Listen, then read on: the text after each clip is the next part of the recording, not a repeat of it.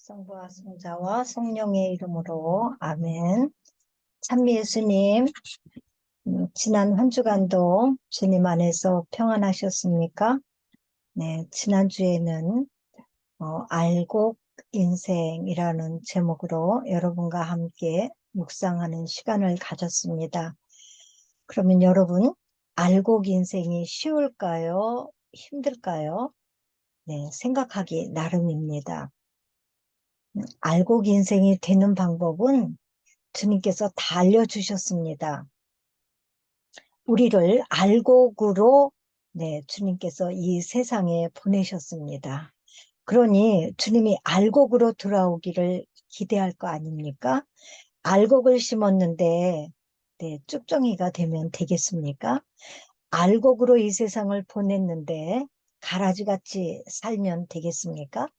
네, 주님이 기대하는 것은 저희들이 알곡이 되어서 주님 곳간에 채곡채곡이 쌓여지는 겁니다. 주님 곳간은 곧 주님의 나라 천국입니다. 그래서 우리는 천국을, 주님을, 또 영원한 생명을, 구원을 우리가 선택한 것이 아니라 주께서 우리에게 주시고자 우리를 선택했습니다. 그래서 선택 불가예요. 네. 주님이 선택했기 때문에 우리는 주님의 그 계획에 순종하며 살아야 됩니다. 그런데 이 세상 살면서 뭐 그렇게 쉽고 즐겁고 행복하고 기쁜 일만 있겠습니까? 그렇지 않습니다. 그 이면에 어두운 면이 공존하고 있다는 거예요. 그래서 주님과 또한 가라지 같은 인생과 함께 공존하면서 살아가면서 최후의 승리를 얻게 되는 비결은 주님과 함께 동행하는 겁니다. 주님과 손잡고 동행하는 거예요. 주님이 바라보고 얼굴을 마주대하듯이 그렇게 살아가는 것입니다. 그렇게 살아갈 때에 주께서 우리를 알곡으로 인정해 주시고 알곡으로 그렇게 주님 나라로 인도해 주실 것을 굳게 믿자. 그런 의도에서 지난주에 알곡 인생을 제목으로 묵상하는 시간을 가졌습니다. 그런 의미에서 이번 주에는 그러면 그렇게 되기 위해서는 끝까지 주님과 함께 동행하는 삶을 살아야 되지 않겠느냐. 그러니 시작을 좋게 알곡으로 시작했다면 마무리도 주님과 함께 영원히 사는 그러한 알곡으로 곳간에 들여져야 되지 않겠느냐 하는 의도에서요. 끝이 좋아야 됩니다. 라는 제목으로 티모테오 2서 4장 16절에서 18절까지를 본문으로 해서 여러분과 함께 또 묵상하는 그런 시간이 되었으면 참 좋겠습니다. 오늘 본문이에요. 한번 봉독하도록 하겠습니다. 나의 첫 변론 때에 아무도 나를 거들어주지 않고 모두 나를 저버렸습니다. 그들에게 이것이 불리하게 셈해지지 않기를 바랍니다. 바오로 사도가 로마에서 감옥에 갇혔습니다. 이제 사형수로서 수감되어 있을 때에 사형 날짜를 받아놓고 대기 중에 있습니다. 그러니 누가 우리 사도 바오로를 누가 찾아갈 수 있겠습니까? 접근 금지잖아요. 그러니 아무도 우리 사도를 만날 수도 없고요. 그분이 변론하게 될 때에 거들어줄 자도 없는 겁니다. 그러나 바오로 사도는 이런 말씀을 하시면서 또 이렇게 얘기해요. 나를 이렇게 변론 때 나를 도와주지 않고 나를 버린 것처럼 그렇게 했던 그들이 내일 때문에 불리하게 셈해지지 않기를 바랍니다. 라고 이야기합니다. 하느님은 반드시 셈하는 하느님이에요. 계산하십니다. 그래서 사무엘상권 2장 3절에서도 내가 너희의 모든 행실을 저울로 달아본다고 얘기했습니다. 바오로 사도가 그렇게 말씀하시는 거예요. 내일 때문에 불리하게 셈해지지 않기를 바란다. 그러나 주님께서는 내 곁에 계시면서 나를 굳세게 해주셨다. 이렇게 불리하지만 주님은 곁에 계시면서 나를 굳세게 해주셨다. 나를 통하여 복음 선포가 완수되고, 네, 나를 굳세게 해준 이유가요. 나를 통해서 복음 선포가 완수되기 위해서 주님께서 굳센 믿음을 주셨다는 겁니다. 모든 민족이 그 선포된 복음을 듣게 하시려고 했다는 거예요. 네. 주님의 복음을 선포할 때에 주께서 굳세게 해주신다라는 내 믿음이 우리 안에 용솟음쳤으면 좋겠습니다. 그리고 또 복음을 선포하기 위해서 나는 사자의 입에서 구출되었습니다. 얘기해요. 복음 선포자들은 주께서 특별히 굳세게 해주시고 또 주님께서 그 복음을 듣게 하시려고 사자의 입에서도 구출해 주시는 주님이시라는 겁니다. 그래서 주님께서는 앞으로도 나를 모든 악행에서 구출하시고 하늘에 있는 당신 나라에 들어갈 수 있게 구원해 주실 것입니다. 그분께 영광이 영원 무궁하기를 빕니다. 아멘. 네, 주님께서는 이제 앞으로도 우리 사도 바울을 모든 악행에서 구출하실 거라는 굳센 믿음을 사도는 갖고 계신 거예요. 그 이유가 뭐냐? 하늘나라, 즉 당신의 나라에 들어갈 수 있도록 해주시기 위해서 구원해 주실 것을 굳게 믿는다는 겁니다. 네, 사도 바오로의 이러한 믿음의 고백이에요. 티모테오 이서는 사도 바오로가 유언을 티모테오가 아들 같은 티모테오 이렇게 얘기했거든요. 아들인 티모테오에게 유언으로 보낸 그 마지막 유언이에요. 얼마나 간절하겠습니까? 그래서 오는 27일이 대림 일주일 시작이죠, 여러분. 전례력으로는 마지막 달이면서 새로운 해의 시작인 대림절이 밝아오고 있습니다. 여러분, 어떻게 마무리하실지 궁금하죠? 마무리하는 것은 시작을 하는 것만큼이나 아주 중요합니다. 성경을 보면 네 종류의 사람이 있습니다. 첫째는 시작과 끝이 아주 좋은 사람이 있어요. 모세입니다. 모세는 시작과 끝이 아주 좋은 사람이에요. 더군다나 시작은 뭐 말할 수도 없이 좋았어요. 이집트에서 히브리 민족들이 무서운 핍박과 박해를 받았습니다. 그럴 때에 모세는 그 이집트에서 태어나게 되거든요. 그런데 그때 당시에는 히브리 민족들의 그 여인들이 아이들을 그렇게 잘났대요. 네, 미드라시 문헌은 그렇게 얘기합니다. 여인들이 나일강에 가가지고요, 산소를 들어 마시면서 아기 낳고 싶다 이런 생각만 해도 그렇게 잉태가 잘 됐대요. 그래서 아이들을 순풍순풍 낳는 거예요. 그러니 히브리 민족들의 애들이 점점 늘어나죠. 이게 왜 이런 일이 벌어집니까? 아브라함에게 하느님이 한 약속이에요. 내가 너희의 그 후손을 하늘의 별처럼 바다의 모래처럼 그렇게 많게 하리라. 약속했기 때문에 이제 그 약속의 실현을 하시기 위해서 이 여인들이 그렇게 아기들을 잘 낳는 겁니다. 그래서 이제 이집트의 파라오가 히브리 민족들의 그 아이들을 죽이기 위해서 인구 말살 정책을 합니다. 그래서 이제 산의 아이가 나면은 다 나일강에 다 빠쳐라. 이런 명령을 내리잖아요. 그래서 미드라시 문헌에는 60만 명의 어린이가 그때 당시에 이 나일강에 던져져서 악어밥이 되었다라고 이야기를 하고 있습니다. 그래서 이제 모세는 그러한 위기의 순간에 이집트에서 태어나게 되는 겁니다. 그래가지고 40년 동안 왕자로 살게 돼요. 200만 명이나 되는 히브리 민족 동족들은 노예 생활할 때 모세는 왕자로 아주 호화롭게 살고 있습니다. 이러다가 모세가 이제 미디안 땅으로 도망가게 되잖아요. 미디안 땅 도망가가지고 80세가 되었을 때에 장인의 양떼를 몰고 호렙산으로 오게 됩니다. 그때 하느님을 만나게 되죠. 하느님께서 사명을 주십니다. 사명을 주셔서 이집트에서 고생하고 있는 동족들을 꺼내내는 거예요.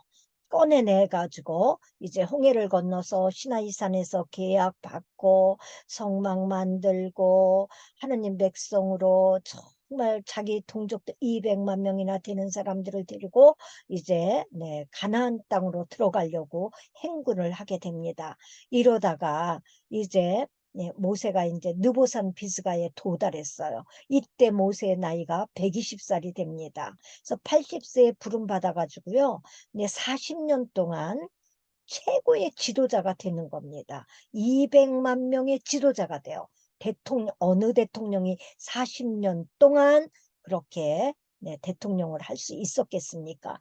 하느님께서 쓰시니까 되는 거예요. 이와 같이 모세의 일생은요, 멋진 일생이었습니다. 그러다가 모세가 이제 120살이 되었어요. 노인이 되었죠? 노인이 되었을 때 하느님께서 모세를 부르는 겁니다. 여기가 느보산이에요. 느보산이고 느보산 꼭대기에서 보면 가나안 땅이 다 보인답니다. 그런데 하느님의 계획을 모세가 알고 있는 거예요. 이제 내가 죽을 때가 다 되었구나. 네. 그래서 모세는 자기가 있는 이 지역에다 둥그렇게 이렇게 원을 그려 놓습니다. 원을 그려놓고 여기에서 500회나 되는 기도를 간절하게 기도를 하는 거예요. 그래서 이것을 이제 하느님께서 들을까봐 천사들이 하늘 문을 이렇게 닫는 거예요. 문이 이렇게 있는데 닫아요. 닫는데 하느님께서 모세의 기도 소리가 얼마나 간절한지 들으셨어요. 들으시고는 하느님이 모세에게 말씀하십니다. 모세야, 모세야, 내가 내 계획을 바꿀 수는 없다. 내 후계자를 여호수아로 삼아라. 그러면서 이제 모세를 거두시는데 내가 그 대신 네 장례식에 내가 참가하리라. 여러분, 성경에는 없는 이야기입니다. 신명기 34장 7절에 모세가 이제 죽는 이야기가 나오잖아요. 그랬을 때에 이러한 그 맥이 끊겨요. 이러한 것을 어떻게 여러분 이해하도록 이렇게 전해주는 그런 문헌이 있는데 그게 바로 미드라시라는 겁니다. 미드라시.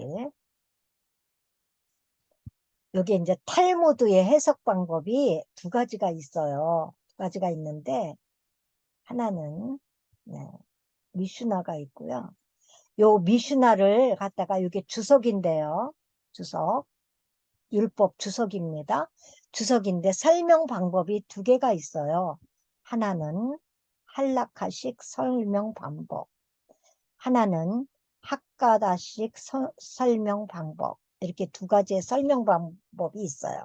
그래서 학가다는 법률 형식을 이야기하는 것을 학가다라고 할라카라고 얘기합니다. 그러면 학가다는 뭐냐? 이야기처럼 설화 형식으로 그렇게 이야기하는 거예요. 재밌게요. 그래서 신약으로 얘기해 보면 뭔가 하면 루카복음 15장에 잃어버린 그 아들 있죠. 둘째 아들.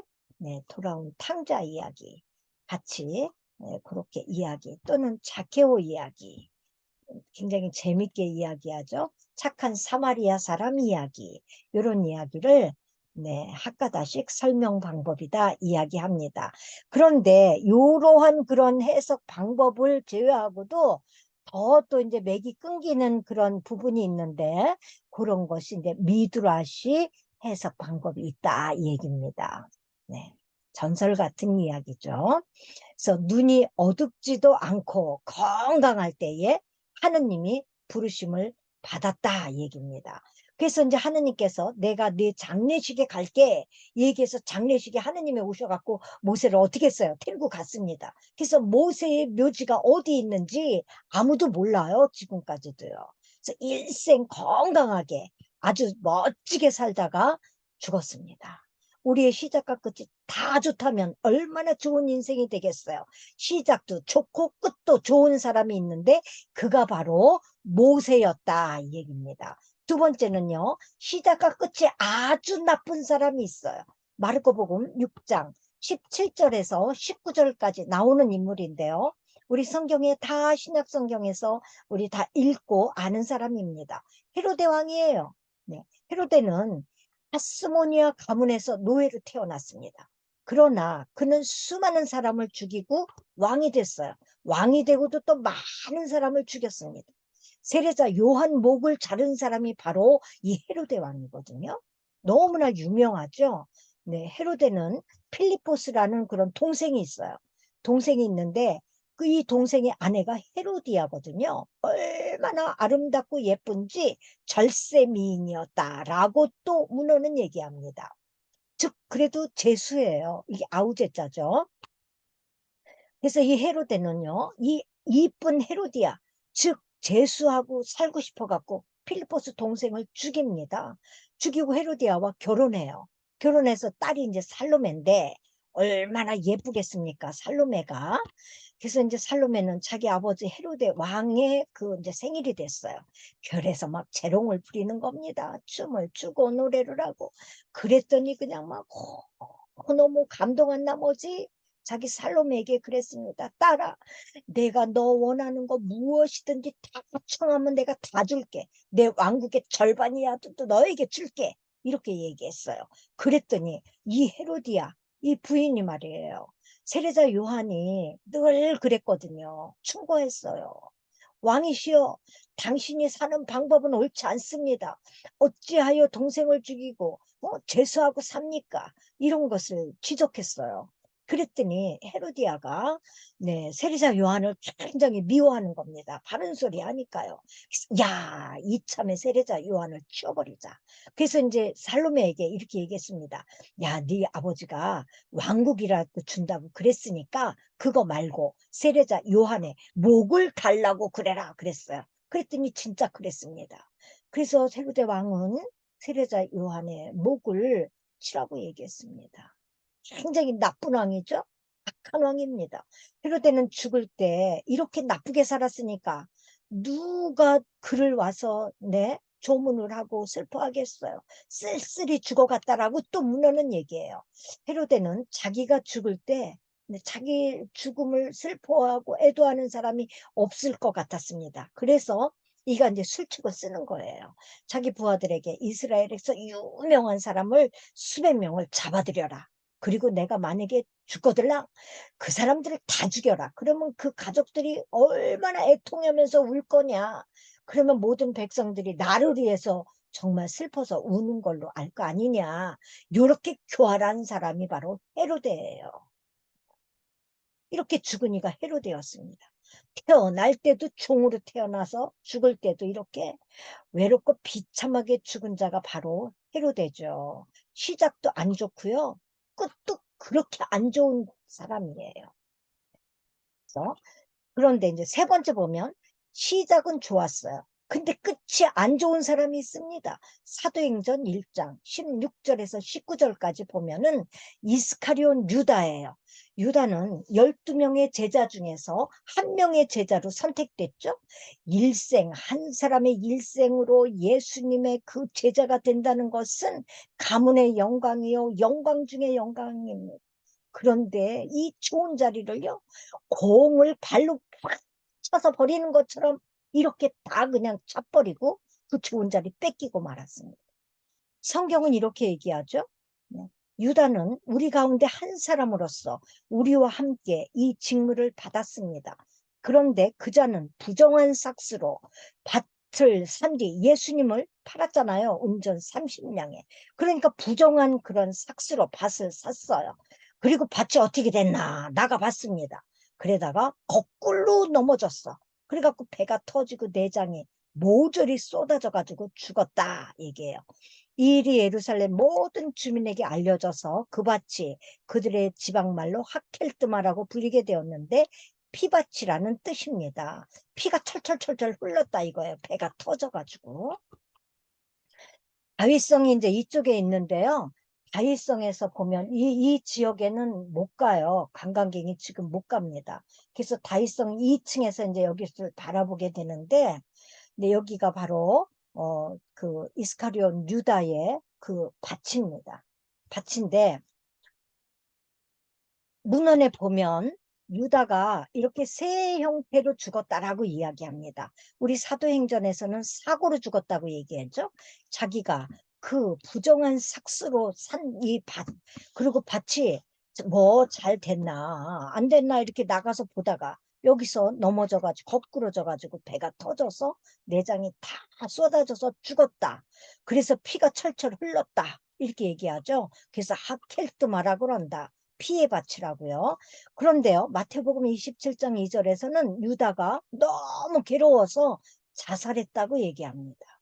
세 번째는 히에라폴리스의 주교 파피아스라는 주교님이에요. 이분은 병으로 죽었다고 얘기합니다. 히에라폴리스가 어디냐면 우리가 잘 알고 있는 터키탕, 터키에 있는 목욕탕 있잖아요. 그리고 다 소금, 모카 소금처럼 그렇게 하얘서 온천이 많은 그 동네가 바로 파묵칼레인데 그 동네가 히에라폴리스입니다. 거기에 주교님이 병사했다라고 이야기하는 문헌이 있습니다. 무슨 병이냐? 이 이스카리온 유다는 배가 복수가 차서요, 산처럼 부풀었다고 얘기합니다. 그랬을 때에 그 배후로 마차가 지나갔대요. 그래서 배가 펑 터졌대. 펑 터져서 여기 전체에 그 피가 철철 넘쳤다고 또랑처럼 내려갔대요. 그래서 그러한 그 내려오는 이야기에 의하면 여기 악취가 엄청났답니다. 지금도 난다라고 이야기해요. 그래서 지금 수도원이 있습니다. 네. 시작은 좋았죠? 예수님의 정말 제자로 뽑힘 받았어요. 사도로 뽑힘 받았습니다. 그런데 결국 누구 때문에 알곡으로 기대하고 심고 뽑았는데요. 어떻게 되었나요? 가라지와 동행하면서 잡혀 먹었습니다. 네, 끝이 안 좋죠? 네 번째예요. 시작보다 끝이 좋은 사람이 있습니다. 사도행전 9장 22장 26절은 사도 바오로의 회심 사건을 이렇게 세 번에 걸쳐서 보도하고 있습니다. 왜 그런가 하면 사도 바오로는 철저하게 회개했다 이 얘기입니다. 그래서 철저하게 회개해서 하느님의 철저한 사람으로 변화되었다라는 것을 역설적으로 이야기하고 있는 겁니다. 성경에 나타난 사도 바오로죠. 사도가 되기 전입니다. 사울이에요. 사울은 예수 믿는 사람을 핍박하는 것으로 시작을 합니다. 그래서 스테파노가 이제 순교하는데 사도행전 6장, 7장, 8장이 스테파노의 순교하는 그 내용이거든요. 여기에 찬동합니다. 사울이 찬동해요. 그리고 이것으로도 시원찮아서 다마스쿠스로 가요. 다마스쿠스 가가지고 예수 믿는 사람 모두 잡아서 또 죽이려고 갑니다. 그래서 살인자요, 핍박자요, 다혈질인 자입니다. 이런 사람이 이제 가는 도중에 예수님을 만납니다. 부활하신 예수님을 만나서 사울아, 사울아, 내가 나를 왜 박해하느냐? 그러면서 사울을 만나 주시죠. 그래서 이제 사울이 바오로라는 이름으로 바꾸게 됩니다. 그래서 온 일생을 복음을 전하는데 바치는 사람으로 변화됐습니다. 그래서 이제 오라는 데는 없어도 갈 곳이 많은 사람이 되었어요. 한 곳에 머물러 있는 항성이 아니라 항상 이리저리 떠다니는 유성이었습니다.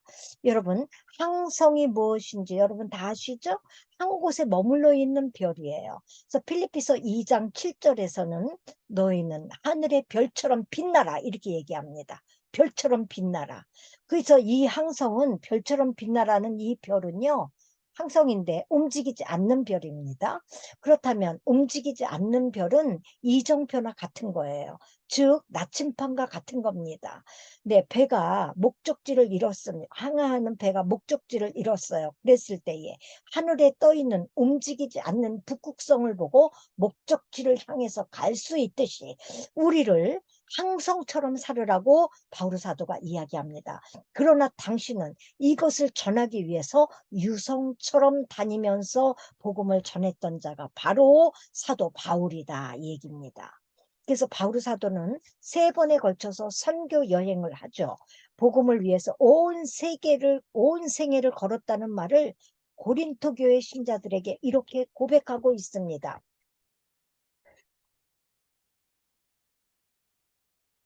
그들이 그리스도의 일꾼입니까? 정신 나간 사람처럼 하는 말입니다만 나도 더욱 그래요. 나는 수고도 더 많이 하였고 옥살이도 더 많이 하였으며 매질도 더 지독하게 당하였고 죽을 고비도 자주 넘겼습니다. 마흔에서 하나를 뺀 5차례나 맞았다. 39 곱하기 5면 얼마입니까? 네, 154. 뭐 5, 45, 4시죠? 3, 5, 15. 195대를 맞았다는 겁니다. 왜냐하면 이스라엘 사람들은 40대를 이 곤장을 맞으면 죽는데요. 그래서 39대까지만 때릴 수 있도록 법으로 정했답니다. 그래서 바오로 사도를요, 39번씩 5차례나 맞게 되는 겁니다. 그리고 채찍으로 맞고요. 3번 맞았습니다.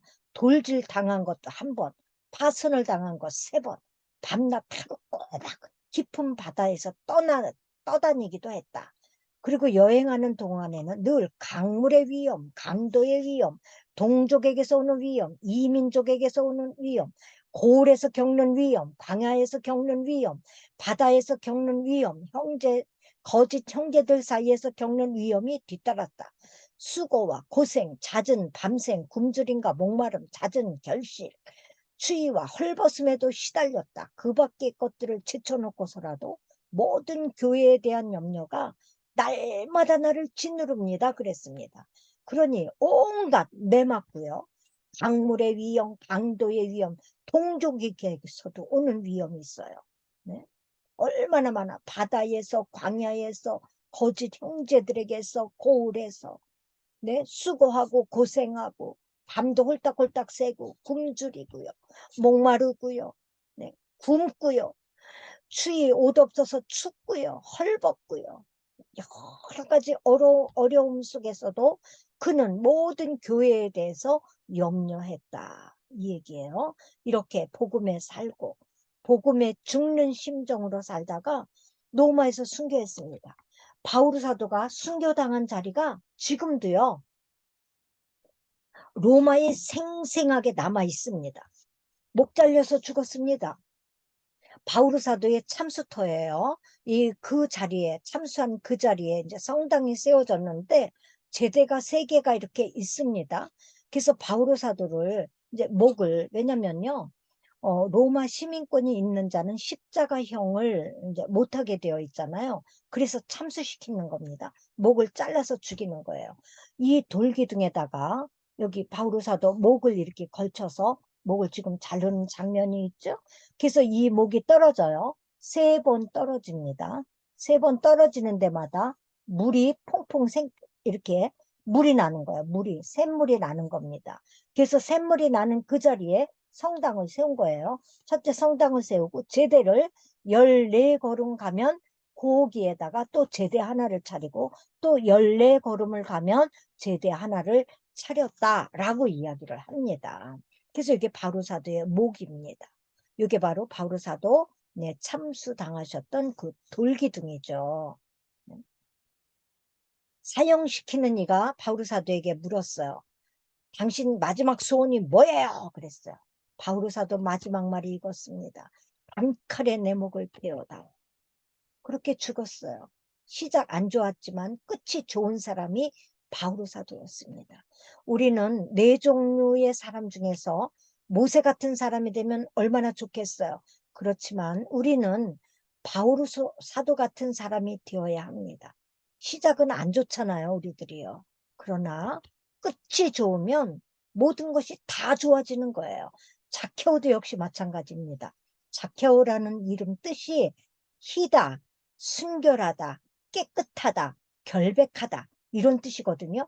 아버지가 아들을 낳고 이름을 질 때는 자기 소원을 그대로 아들의 이름을 짓는 겁니다.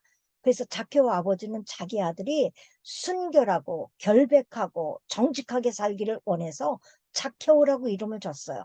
근데 자케오의 직업이 세관원이었잖아요.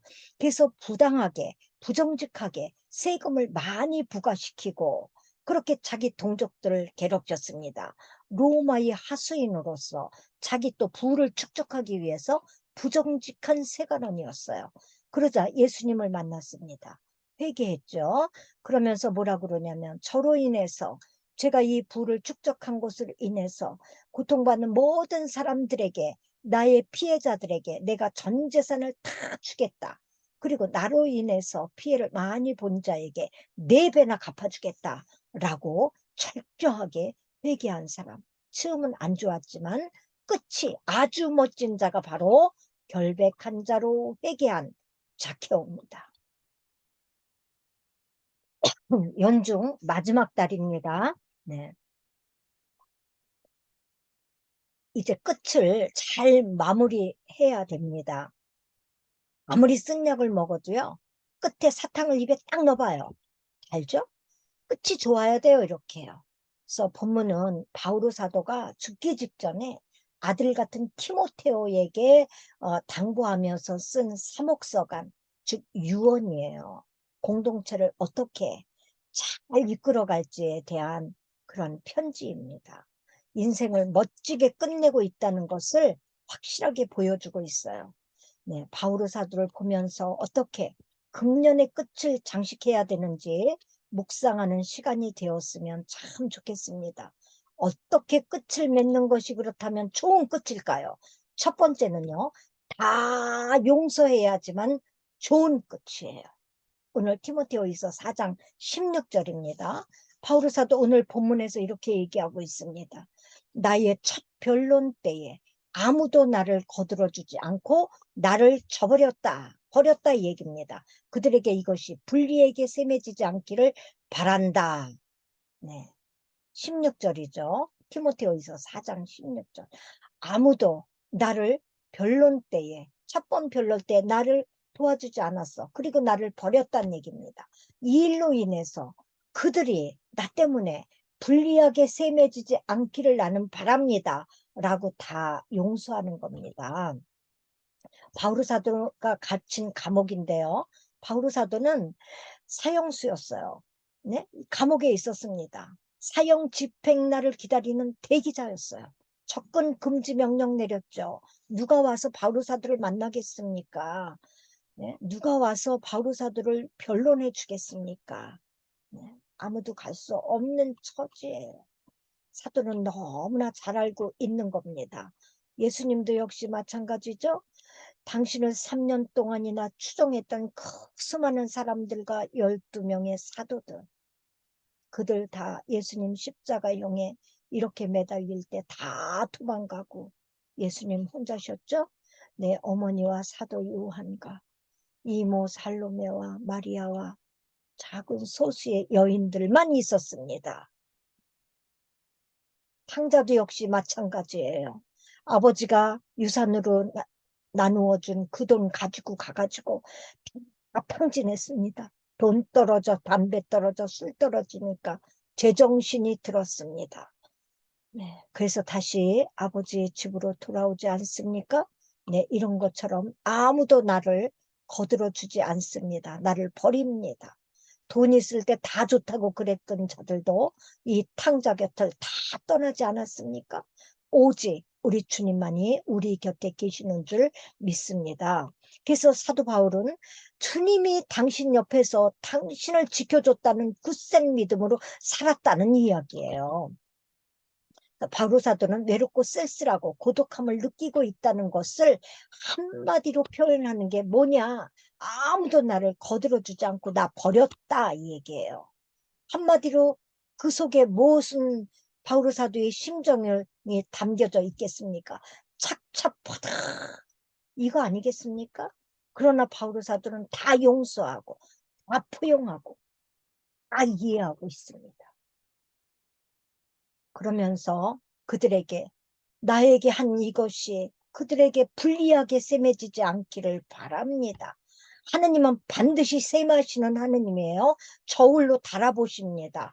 그래서 다니엘서 5장 25절에 보면 네부카드네자로 바빌론의 네부카드네자르에게 하느님께서요 경고의 글씨를 쓰십니다. 벽에다가 문에 득켈 파르신 이렇게 쓰여 있어요.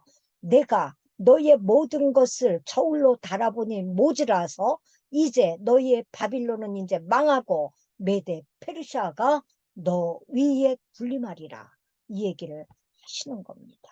하느님은 반드시 계산하시는 분, 셈하시는 분이십니다. 그래서 이렇게 바울 사도는 결론을 내리고 있습니다. 다 그럴 수 있다고 포용하고 있는 거예요. 아, 내 처지가 그렇지. 인간관계를 잘 형성해야 건강하고 오래 살고 또 마음이 즐거워야 참 삶이 됩니다. 이렇게 짓눌린 그런 분노, 억제된 슬픔이나 감정은요, 우리 인생에 독이 돼요. 그래서 억제된 감정이라는 이제 책에서는요, 한 여자가 아버지가 몹시 아팠어요. 그래서 오랫동안 이 아버지 병수발을 들었습니다. 그러다 어머니도 심장병에 걸렸어요. 그래서 어머니 아버지가 어떻게 될까봐 노심초사 그냥 조심조심 살얼음판 걷는 것처럼 그렇게 살았습니다. 그러다가 이 딸이 어떻게 할 수 없어요. 슬픔이 있어도 감정이 나도 그냥 다 참는 겁니다. 그러다 위궤양에 걸렸죠. 위암이 되었습니다. 세상 떠났어요. 아픈 부모 걱정하다가 딸이 먼저 세상을 떠난 거예요. 그러니 담아두면 안 됩니다. 내가 참으면 안 되는 거예요. 다 주님과 함께 풀어야 돼요. 주님의 말씀으로 다 이해하고 주님의 말씀으로 씻어내고 주님의 말씀으로 풀어내야 되는 겁니다. 그럴 때 편안한 마음으로 살 수 있습니다. 전례력으로나 세상적으로나 마지막이 가까워 오고 있어요. 올 한 해 있었던 모든 묶인 문제들을 다 풀어야 하는 때입니다. 모두를 포용하고 사랑하는 때예요. 바울 사도는 이렇게 고백합니다. 나는 첫 변론 때에 아무도 나를 거들어주지 않고 나를 저버렸다. 그러나 그들에게 이것이 불리하게 세매지지 않기를 나는 바란다. 라고 용서하는 거죠. 그럴 자가 끝이 좋은 거예요. 그래서 소망을 잃지 않는 게 좋은 끝이에요. 오늘 이제 17절인데요. 바울 사도는 하느님이 함께 하시기에 기적이 있을 것을 믿으며 소망을 잃지 않았습니다. 그래서 마지막 순간에도 바울 사도 이렇게 말씀하세요. 주님께서는 내 곁을 계시면서 나를 굳세게 해주셨습니다. 나를 통하여 복음 선포가 완수되고 모든 민족들이 그것을 듣게 하려는 것이었습니다. 그리고 나는 사자의 입에서 구출되었습니다. 주님께서 내 곁에 계시면서 굳세게 해주셨다는 거예요. 네. 첫 변론 때 나를 아무도 도와주지 않고 나를 버렸어요. 얼마나 외롭고 착잡합니까? 그러나 주께서 내 곁에 계시면서 나를 굳세게 해주신 것이 있다. 이유가 날 통해서 복음 선포가 완수되고 전하는 자가 있으니까 듣는 자가 있을 거 아닙니까? 그러니까 모든 민족이 이 복음을 듣게 하려고 또 나를 어떻게 한다고요? 사자의 입에서 구출해 주셨다. 라고 신앙 고백하는 겁니다.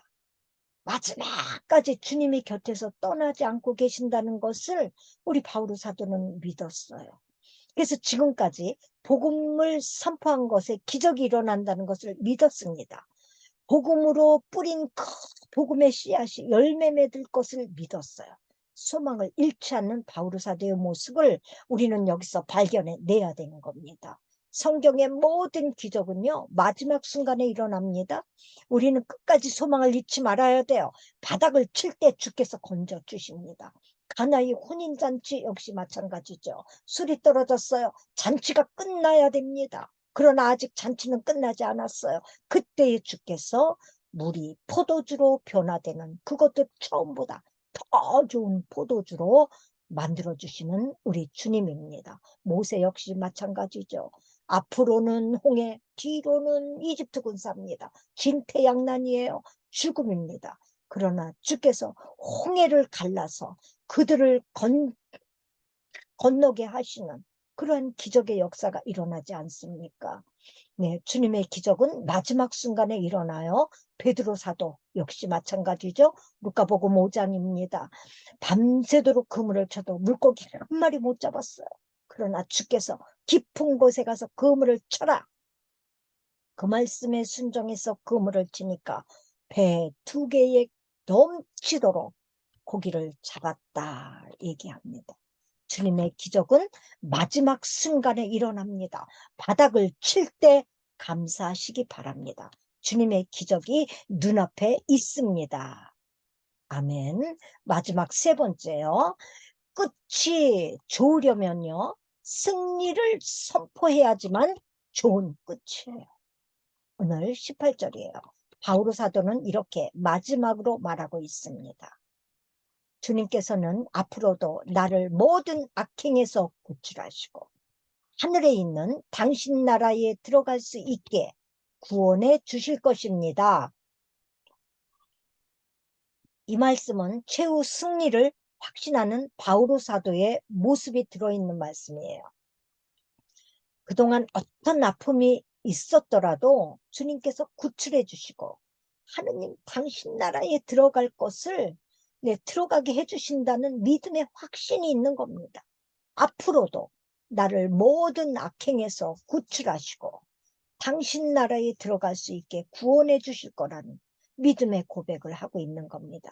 여러분, 바오로 사도의 이 믿음의 고백이 그대로 이루어졌을까요? 안 이루어졌을까요? 반드시 이루어졌습니다. 이 말씀은 최후 승리를 확신하는 바오로 사도의 모습이 들어있는 말씀이에요. 우리가 잊지 않았으면 좋겠습니다.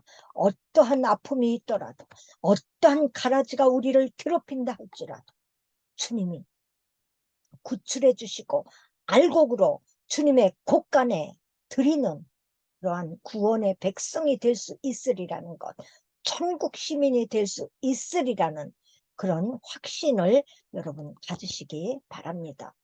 어떤 자매가 있었습니다. 너무나도 힘들어서 신부님께 면담 성사를 요청했어요. 그래서 이제 성사를 보는 겁니다. 너무 힘들다. 괴롭히는 사람도 많고 환경도 어렵고 도저히 살아갈 기력이 없습니다. 그러면서 신부님께 하소연했어요. 그랬더니 신부님이 두 보석을 딱 내놓으면서 그렇게 얘기했습니다. 자매님 보세요. 이쪽 보석은 80번을 깎은 보석입니다. 이쪽 보석은 8번을 깎았습니다. 어떤 것이 더 아름답습니까? 80번을 깎은 보석은 더 광채나고요. 아름다웠습니다. 깎인 영혼은 광채가 나는 거예요. 고통을 딛고 승리한 주의 백성은 천국의 알곡일 줄 믿습니다. 아무리 어려운 일이라 할지라도요, 참고 나면 찬란한 그런 광채가 나게 되는 겁니다. 그 자매님 용기 얻고 돌아갔어요. 이렇게 만들어주실 좋으신 우리 주님께 모든 영광 돌려드리며 바오로 사도는 이 본문을 마칩니다. 여러분 정리합니다. 끝이 좋으려면요, 용서하고요, 끝내는 것이 좋은 거예요. 그리고 소망을 잃지 말아야 좋은 끝입니다. 끝은 승리라는 것을 꼭 선포해야 좋은 끝이에요. 선포하면 그 선포 때문에 주께서 그 약속을 붙잡고 가시는 겁니다. 성취해 주시는 거예요. 끝은 승리일 것을 반드시 여러분 선포하시기 바랍니다. 2022년을 마무리하면서 알곡으로 주님 만나시길 소망합니다. 위령성월과 참 구원자로 오시는 아기 예수님의 성탄을 준비하는 대림절을 맞이하면서 시작보다는 끝이 훨씬 좋은 저나 여러분이 되길 주님의 이름으로 축복합니다. 네, 감사합니다. 영광이 성부와 성자와 성령께 처음과 같이 이제와 항상 영원히 아멘. 성부와 성자와 성령의 이름으로 아멘.